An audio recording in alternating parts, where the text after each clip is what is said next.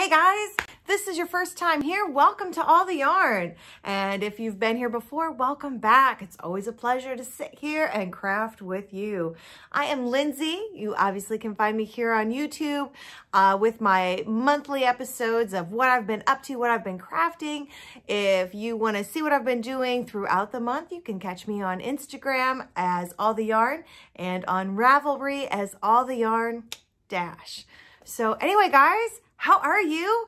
I am recording this a little bit early, so it's not actually been a month for me, but I have some time today and we're going to capture that. Do you guys see this? I have an FO. That's awesome. I'm so excited about my FO. So let's record now because I need to give this away. So this beautiful, beautiful shawl is my Hummus. Hummus is a paid-for pattern by Eeva. I don't know how to say her last name, but the link below to this pattern it's there. I do want to say I made a pattern modification. So this part is kind of how it looks, but this is a gift for my sister who asked for a very large all-over brioche shawl for Christmas. And she asked this last October, and I said, ooh, I will do this for you. You are very knit-worthy. We have a great relationship, but it's not going to be done in time for Christmas. I mean, I'll try, but it's not going to be done in time for Christmas. And obviously it's not because it's February, you know. But she unwrapped the the partially worked on the whip, I guess it is, at Christmas. And she said, oh, this is so pretty, but, you know, it's not done. And she's been super patient. Like, you know, she's given me the sisterly nudge, like, hey, you know, it's really cold outside. Wish I could be wearing a really gorgeous shawl. Just like the cute little nudge, little sis, you know. But she's been super patient. But she did ask that it not be a triangle. And we had originally picked out a semicircular shawl together.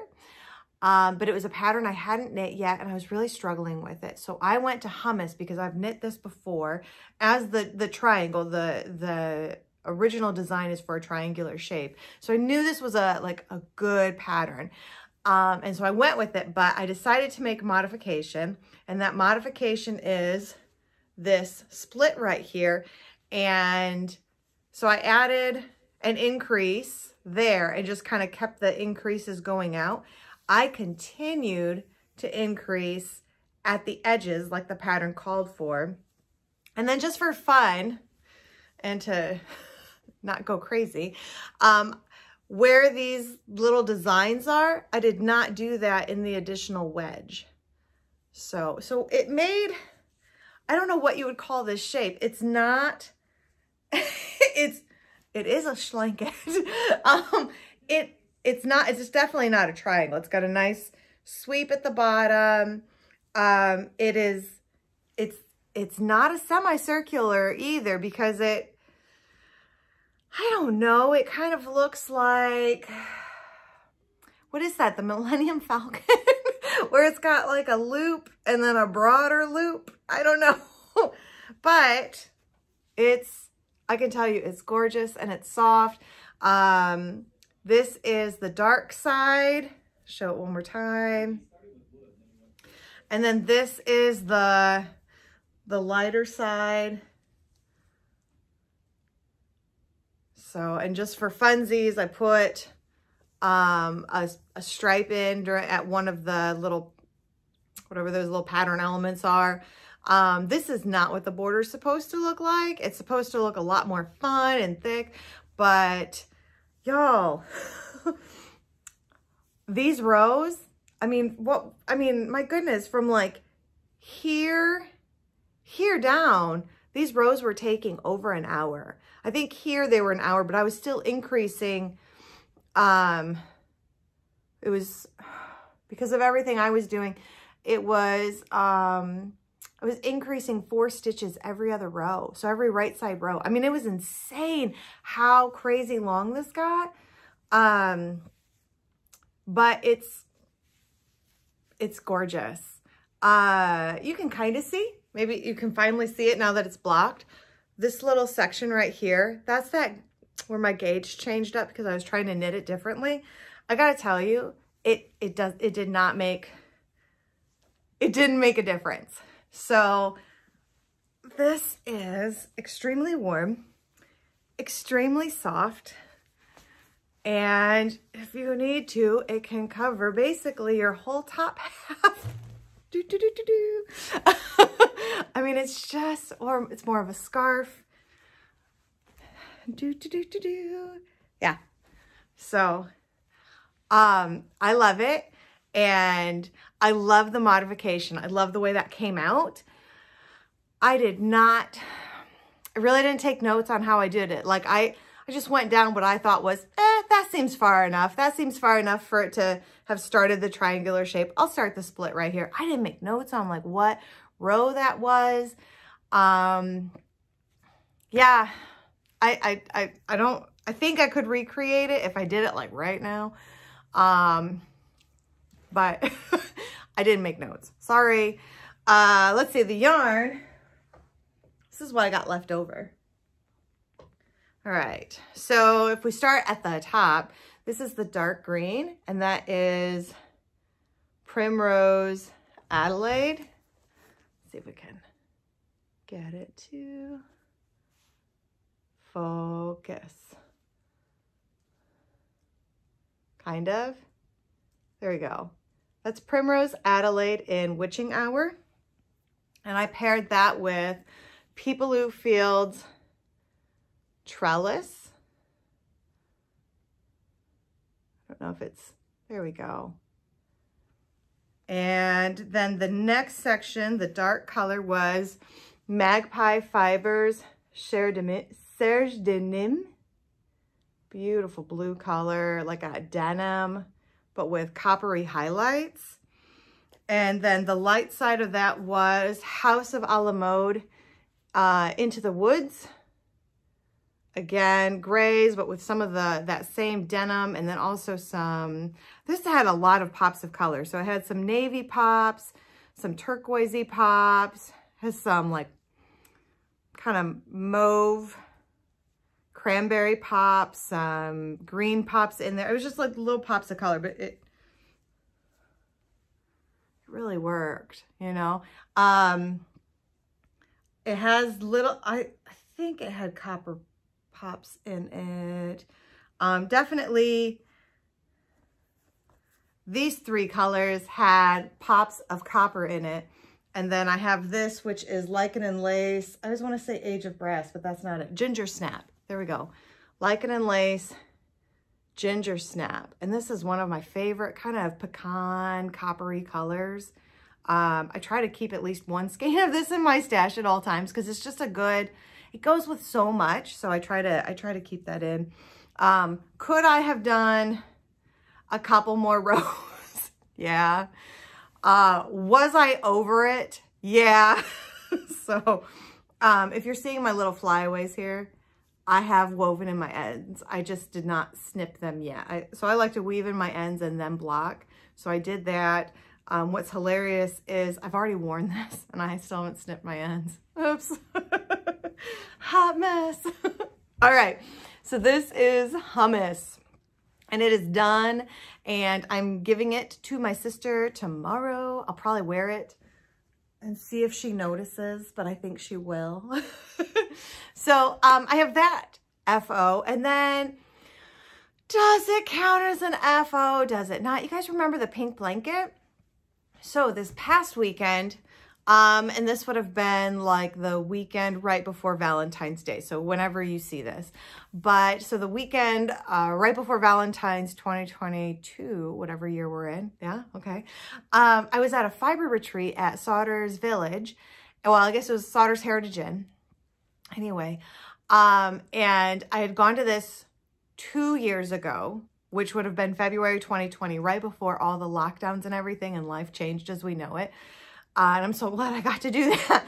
But I went back again and got to re-meet all of the people that I met 2 years ago and then some, and had just an absolute blast.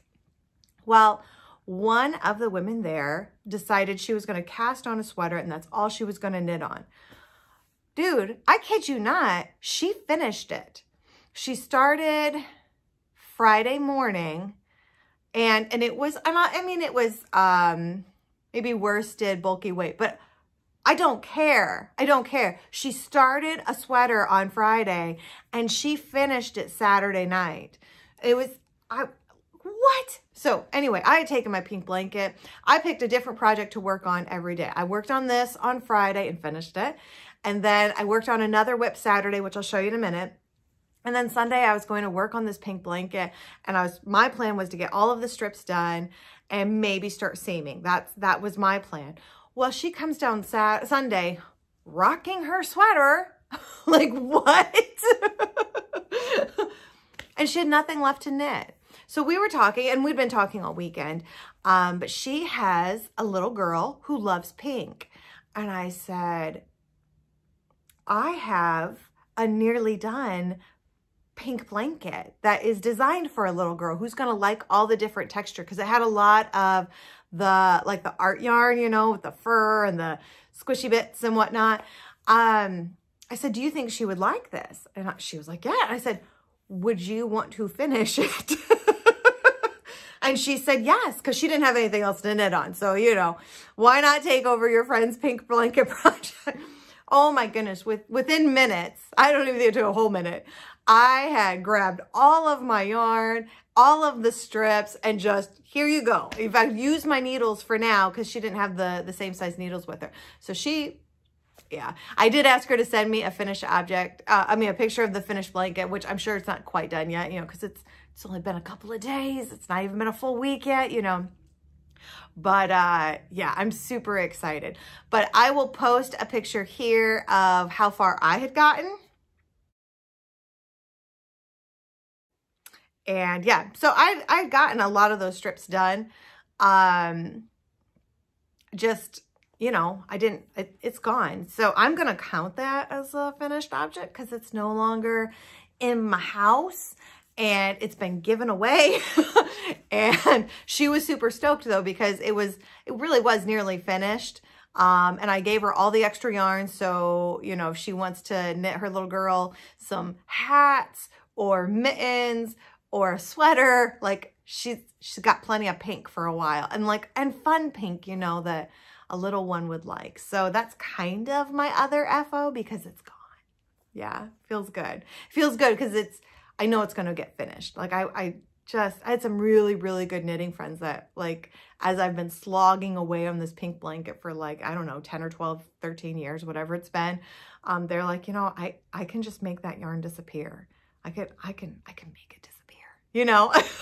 I'm like, no, it needs to be finished and it needs to be given to someone who's going to love it. And that was, like, I was going to get there. And I know now it's going to get there. It's just not all by me, which is the best, right? Because our community rocks. So that was awesome. That was so awesome. Okay. So those are my two FOs, kind of. Let me show you some whips. Okay. So we're going to start with this blanket. I have done all of the seams. This is my Pin Loom Advent blanket. The very colorful squares are made of Goosey Fibers 2021 Advent mini skeins. And then this green X marks the spot, is Blue Brick yarn. And it's a pistachio, but it was when she was doing her second sale. So I don't know why it was a second. Like I didn't see anything wrong with it, but I want to say pistachio. Maybe it was succulent. Oh, I should have written it down. I didn't. The correct color name will be down below in the show notes. Thank you. Anyway, it was a second sale, but I don't know what was wrong with it. Maybe it wasn't it was an off color or something, you know, didn't quite fit what people expected that color to be. But yo, I think it's gorgeous. I mean, it's what I would consider like a pistachio succulent kind of that green that's in between like sage and mint, you know. Yeah, it's beautiful. And it worked really, really well with these colors. So yeah, all of the seams are done. I also did a single crochet border just to make sure all those loops are secure, because sometimes you miss something while you're doing the pin loom. You don't notice at the time. So now every every square has a single crochet loop through it so that I know everything's secure. So it looks very, very pretty from the front. Now the back, I do leave my tails, and I'll be honest, yes, you can snip them. I'm always nervous too, because then I don't know if they're ever gonna like start coming out, versus if I have a long tail, like I know it's not gonna pop its way through to the front. So I leave my tails nice and long. And then my next step today actually is to cut out the back. This year, I am going to do the back as this natural linen. Actually, this is bleached, excuse me. This is a bleached linen I get from, I think it's fabrics/store.com. They're really big into linen there. That's my linen supplier. So anyway, it is a 5.3 ounce linen. It's a kind of lightweight. It's not like handkerchief weight, but it's a nice mid-weight linen. So I've decided this is what the back of the blanket's gonna be this year. And this is a natural linen. This is a 7.1 ounce weight linen. It's a little bit stiffer, but this is what the blanket binding is gonna be. And my blanket last year for the binding, I did not do a bias. I just did strips straight across, and that was fine. It worked just fine. So that's the bias. That's the binding. We're gonna try the thicker weight for the binding and then the lighter weight for the backing. We'll see how it works. Last year I did the heavy weight for both the backing and the binding, and it was fine. It's a very heavy blanket though. And it's not big. I think these are typically like 57 inches by 56, 57 inches. I mean, it's a lap blanket. I mean, it's nice. It's perfect while I'm sitting in my chair knitting. I mean, it's great. It is a perfect size lap blanket. But it's heavy with the heavyweight linen. It's like you feel the weight of it.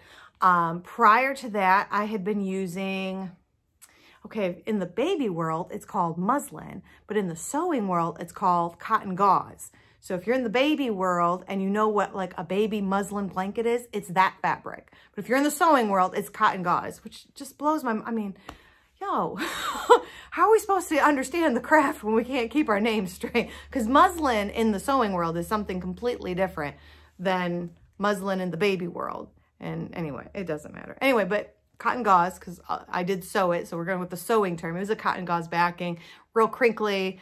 Love to move around while being fed through the sewing machine, but super soft and super lightweight. So it was a big difference to go from that real lightweight, fluffy cotton gauze to a heavy linen. But that's the fabric I have. So I wanted to try it, and I'd gotten it for, I was going to make curtains, but then I decided not to make curtains. So I had the fabric, and it's like, let's try it on a blanket. So it's not bad. It's just, it's a lot heavier. So I thought, okay, let me try the mid-weight. I like the stiffer blanket binding. So we're going to try that. And if I hate it, then next year we'll try the mid-weight for both. So stay tuned for a year, and I'll tell you what my favorite blanket binding is eventually. At this point, I still like the cotton gauze the best. I kind of want to use the fabric that I have at home right now. So if you've never made one, highly recommend that cotton gauze. It's kind of nice. So anyway, that's where we're at with this. So this is moving along. Seams are done. Crocheted border is done. Just again, to make sure those loops are stable. You're not even going to see this though, because once I fold the blanket binding over, it is going to obviously overlap over top of that seam. It has gone through my head several times to maybe make a wider crocheted border so you can see it. And I'm not gonna lie, I started doing that, and then I thought, why am I doing this? Why am I adding more steps to this project? Just sew the backing on. So I ripped out the extra bits that I had crocheted, and we're going back to just let's sew the backing and the binding on. So that should be done then by March. That might even be done yet today. I don't know. Probably not today. We'll see. We'll see. We'll see. What else? Darkwater. everything's in front of me rather than usually everything's off to the side. You know what I have off to the side? Coffee. Yes. Yes, coffee. All right. This was, let's just look at that. Look at that. One of my goblins drew a picture, put it on a coffee mug. It's one of my favorite mugs. Okay. Anyway. All right. So Darkwater is a Jennifer Steingass knit love wool pattern. I'm a big fan. If you watch me, if you binge watch me, you'll see I love making her patterns. And I'll tell you what, if you make sweaters, oh, I got something in my, pardon me. Okay. If you make sweaters, I highly encourage you to try several different pattern designers. I know there's some that are super, super popular, but don't be afraid to try maybe lesser known designers as well, but try a lot of designers because every designer, one, they have a different style, but two, they construct their sweaters differently. And by trying the different ones, you can find one that you really like and then, you know, go wild on those patterns because then you know how they're going to fit you. You know, we're all shaped differently. So it's not you that's shaped wrong. It's just you haven't found your right designer yet. Just helpful hint here. Knit Love Wool's pattern, I love. They fit me great. I like where the ease hits. I love Knit Love Wool's pattern. So I do make a lot of them and they're color work yokes. So it works out because I like making those patterns. Okay, so this, I'm all tangled up in it. My yarn fell. Okay, here we go. Look at that. Isn't that gorgeous? This is Darkwater. As soon as it came out, I'm like, yeah, I need that. And in pretty much similar colors. Now, I think in the original, it's more of a blue and this is a green, but it's got that real light, natural contrast, heavy contrast. Isn't that awesome? Oh, so this is, the yoke is basically done. I just have to measure it to make sure that it's as deep as it's supposed to be. So I might need to add just a round or two of the green just to make sure it's as deep as it's supposed to be. But then we're moving, peeps. I got to do some short rows for some shaping and then it's time for a sleeve split, which I'm always excited about. So this again is a Jennifer Steingass Knit Love Wool. I am making this out of Laneras Barefoot yarns. It is 100% Polworth. This, oh man, I got some crazy shadowing going on today. Does it come out? Yeah, okay, there you go. So it's like green, but it's got like different shades of green. It's got some purples and some mauves and blue, navy in there. So it's very a three-dimensional color, you know, like just lots of different colors going on. But like from way back, you're just like, oh, it's dark. Is it green? Is it blue? I don't know. It's just dark, you know. And then you get real close up and it's like, oh, it's like everything. It's like 3 different shades of green plus navy plus the mauve. I mean, it's nice. It's very, very pretty. And then the other color is just an undyed natural. So, you know, I'm a fan of undyed naturals. So I think, you know, not everything, even as a yarn dyer, even then, I still think not everything has to be dyed, you know. It's all good. So anyway, I believe I was about here last time I podcasted. So this is everything I got done at that fiber retreat. Again, over that right before Valentine's in February. So super awesome. Super, super awesome. Very excited about that. Yeah. Okay. And what else? What else? Oh, here we go. Oh, goodness. This is a bit of a mess. It's okay, though.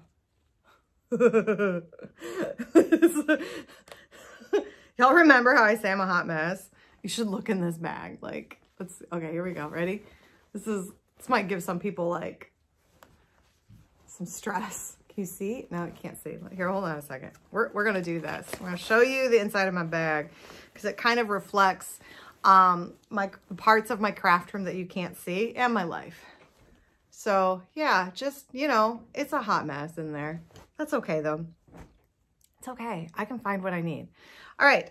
This is Shawlography. I can get it up here. Here we go. Now, oh, nope, it's backwards. All the fun bits are my way. Here we go. This is Shawlography, and it's so funny because the last time I showed this, I believe I already had these ridges here.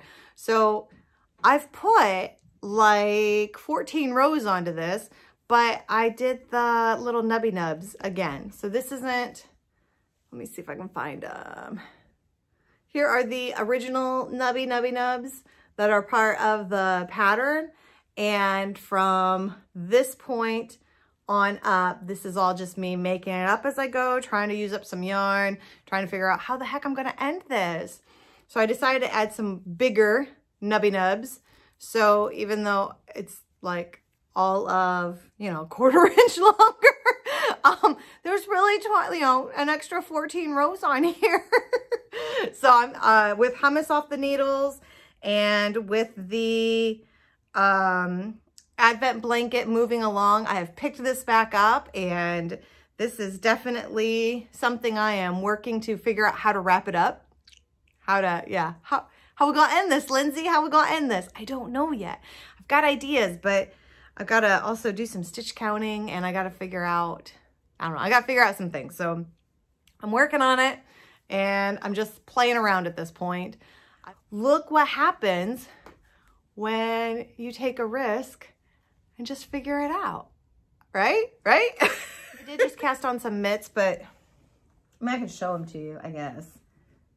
They're buried in that basket, or the bag that I just showed you. That bag, by the way, is a Molly Klein design bag. It's massive.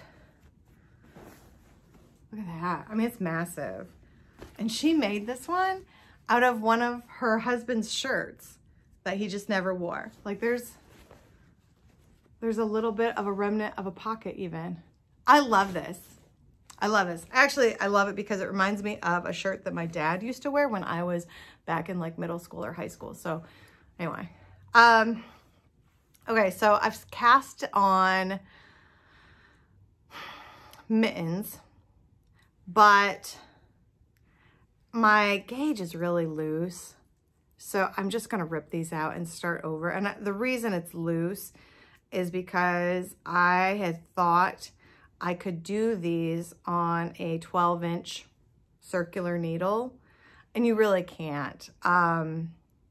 Maybe if I had a 9-inch, but a 12-inch around here is awfully large, considering most bracelets I think are like 7 to 8 inches. So to put 12 inch, I mean, it's just gonna fall off. And these are for me, so, and it's not the cast on because I've made this size before.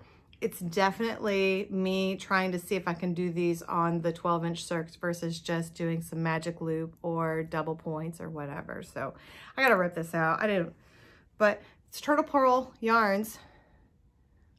Big fan, self-striping. I hold mine since I bought a whole bunch of her yarns back when I thought I'm gonna knit socks. I don't like knitting socks, but I didn't know that at the time.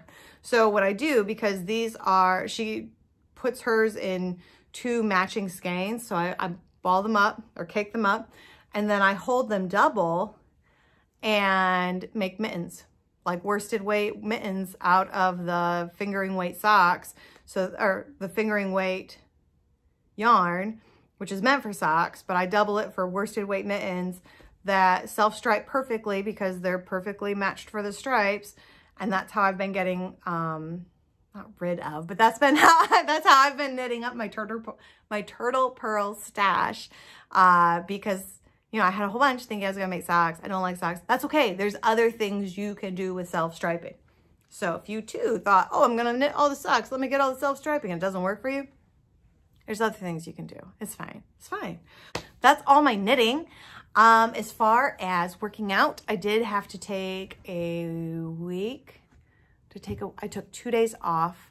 I was out of town, and I was getting ready to go out of town again. It was just like, oh my gosh. I had to call up my sister. I'm like, this is like, I can go, but I might have them, I might like snap because I've just got so much on my mind, so much on my plate. She's like, no, this is supposed to, you know, help with the pressure, not make it worse. So we are back on schedule though to go back at it, and we have not done a PR yet, mainly because we have missed some times and we just, anyway. I'm curious to see what that is. Maybe we can get there yet in February. Just, we'll see. I know I have a goal of what I want to be lifting by the end of March. So I don't know if I want to test it out yet or just keep working towards it.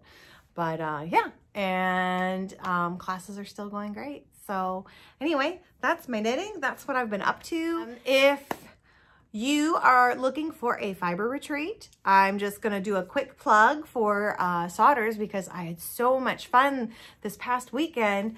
They have another retreat coming up at the end of September. It's September 30th to October 2nd. Registration does not open up until July. So, you know, you've got some time to think about it. I do know registration is capped.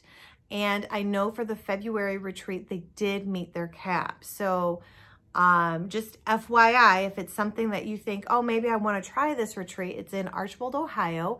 It is really kind of out in the middle of nowhere as far as, you know, you're kind of surrounded by like, you know, wheat fields and bean fields and whatnot.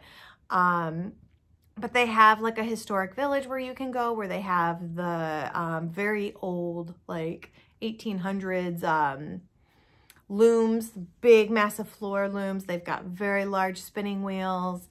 Just, you know, I mean, so they've got some different kinds of, they've got pottery and a blacksmith and whatnot. So, I mean, the village is open and you can check it out. There is a fiber festival that Saturday, October 1st.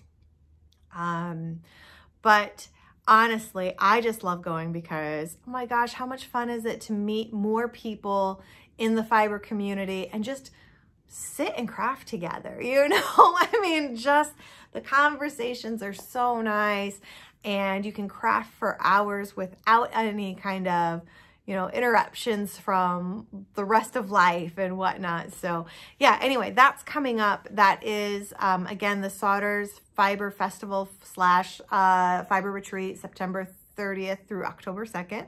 So a quick plug for them, and it'd be great to see you there. I will be there. I don't think I'm gonna, they just added this. This is gonna be their first time doing the fall retreat. They've been doing the one in February for many years now. So I'm hoping that this first one for the fall is a success.